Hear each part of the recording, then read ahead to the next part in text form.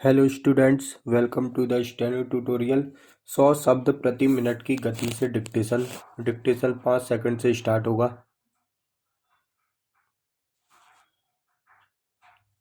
Yes, start. अध्यक्ष महोदय, आज देश में कानून और व्यवस्था की स्थिति पर चारों ओर गहरी चिंता उत्पन्न हो रही है। बहुत से माननीय सदस्यों ने इसके बारे में अपने विचार प्रकट किए हैं।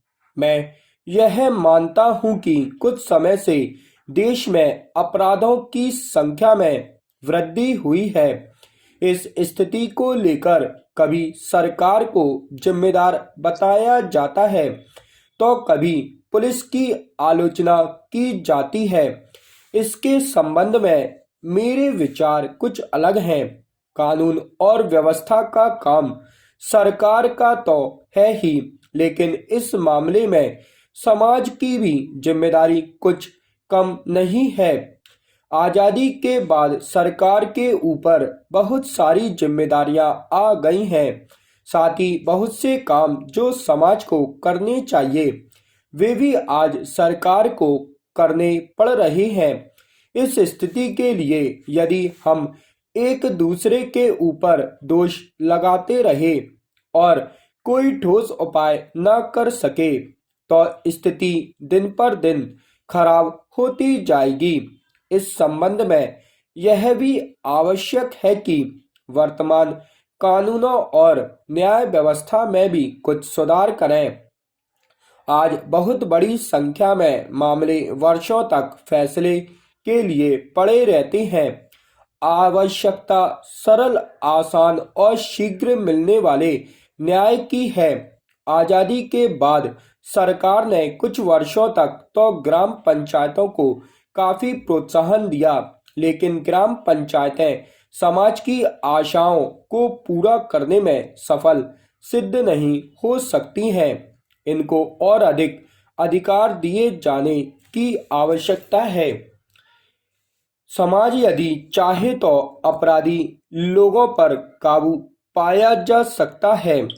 कमजोर समाज को देखकर ही अपराधी लोगों को प्रोत्साहन मिलता है।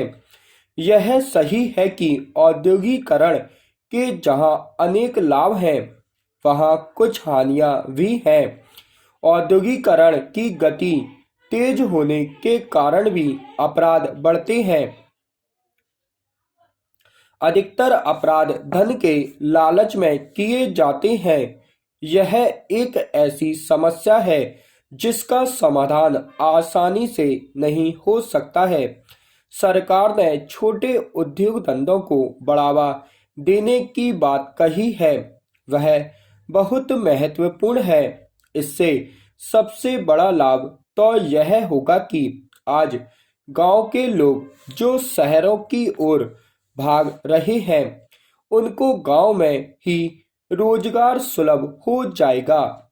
यह मानी हुई बात है कि छोटे छोटे उद्योगों में भी अनेक आदमियों को काम मिल जाता है।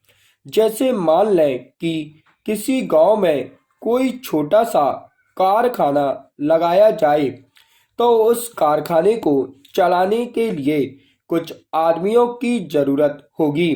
कुछ आदमियों की जरूरत कच्चे माल को लाने और बने हुए माल को बेचने के लिए ले जाने के लिए होगी, और इस प्रकार कई लोगों को काम मिल जाएगा। हम उन अनेक बुराइयों से भी बच जाएंगे जो बड़े उद्योगों से जुड़ी हुई है।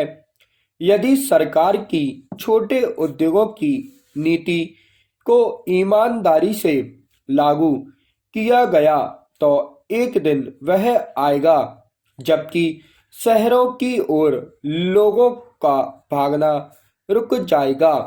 इन शब्दों के साथ मैं अपनी बात खत्म करता हूँ। स्टॉप।